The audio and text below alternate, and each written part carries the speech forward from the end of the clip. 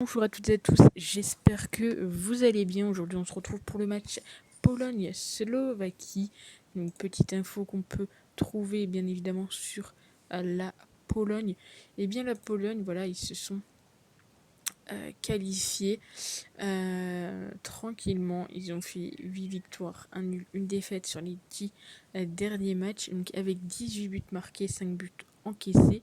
Donc ils ont fini la deuxième meilleure attaque de leur groupe et la meilleure défense en tout cas de leur groupe. Ils se retrouvent ici dans le groupe E avec la Slovaquie, l'Espagne et la Suède. Clairement, ils vont jouer tout simplement la deuxième place avec la Suède. Je pense que ça sera ce qui va se passer de plus intéressant. Du côté de la Pologne, on connaît des joueurs, hein. Honnêtement, ils ont des joueurs de grande classe. On retrouve Lewandowski qui est au meilleur de sa forme. On a également Milic, Zielinski, Zwickhoff, qui est donc le deuxième meilleur buteur du championnat polonais. Il y avait également Piatek, mais il est blessé. On retrouve Krikovac au milieu, qui est très solide dans l'entrejeu. On a également Klich, donc très souvent, voilà, c'est deux joueurs qui vont jouer pas mal ensemble. Voilà, il y a vraiment de bonnes qualités de jeu du côté de cette équipe de Pologne. Et bien évidemment, on retrouve les gardiens.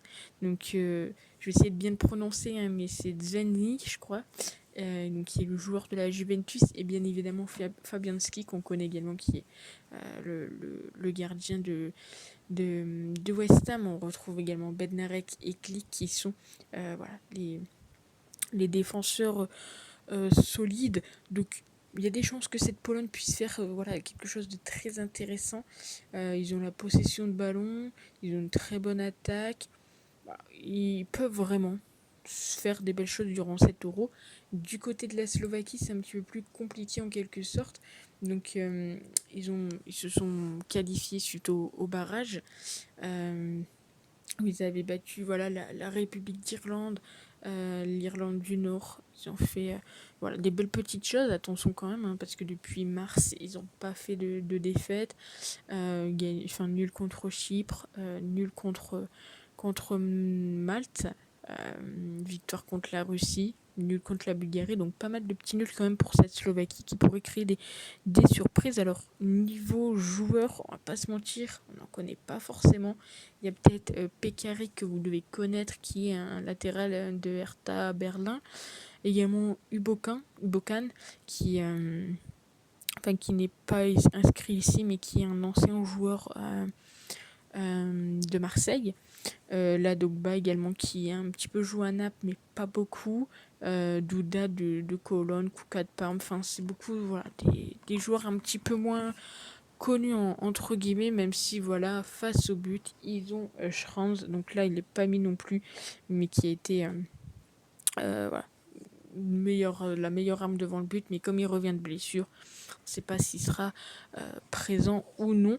Donc voilà, il y a pas mal de choses sur Pologne-Slovaquie qui peuvent vous intéresser. Donc si on regarde un petit peu, ils ne se sont pas affrontés depuis 2013 où la Slovaquie avait battu la Pologne sur le score de 2 buts à 0.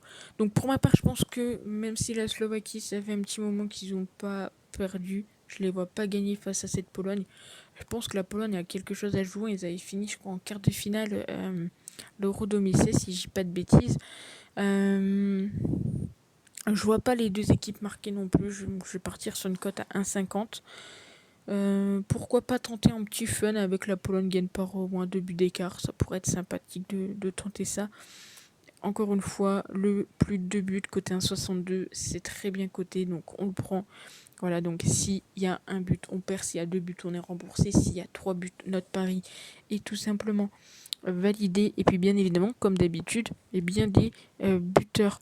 Et les buteurs qu'on va choisir du côté de la Pologne, c'est bien évidemment... Alors on pourrait même tenter juste... On va tenter quelque chose, voilà. Je le fais pas souvent dans les vidéos. Mais on va tenter juste Lewandowski, buteur. C'est juste au-dessus, je crois. Donc Lewandowski buteur, j'ai pas fait attention à la cote à 2. On va le tenter, sait-on jamais, ça pourrait passer. Donc 5 pronostic pour ce match, la victoire de la Pologne. Les deux équipes ne marquent pas. La Pologne gagne par au moins 2 buts d'écart. Plus de 2 buts dans le match et Robert Lewandowski, buteur. Dites-moi ce que vous en pensez. Et puis on se retrouve pour le dernier match de la journée, à savoir l'Espagne contre la Suède. Donc à tout de suite, enfin à plus tard pour une nouvelle vidéo. Ciao.